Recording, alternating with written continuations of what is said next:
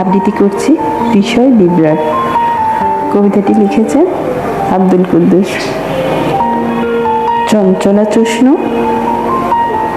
দোহারে দোহেতে আঁকে প্রেমময় প্রশ্ন, দিঘির ঊর্ধ্ব গগনে বলকা যুগল, সেদিন বারে মঙ্গল।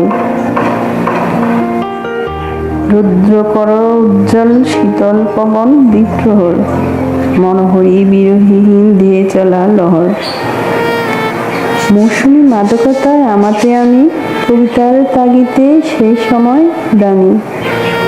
লিখব কি তবে ত্রিকাল ভাবনায় আসে যবে, বিষয়ে যায় পাল্টে বিচরণ ব্যাখ্যায়, হৃদয় যমুনায় সর্বত্র আঘাতি বিশ্বাসঘাতী, সর্বত্রই হাহাকার।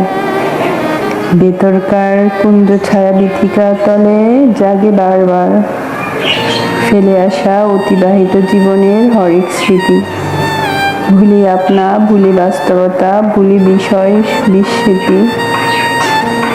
ক্ষুদ্র আদিম সীমিত জ্ঞান, হয় না ধরা ছন্দদের। এভাবেই উড়ে গেল সারাটা বেলা, দিনান্তের যবনিকা খেলায় কেবল আমি যেন একেলা।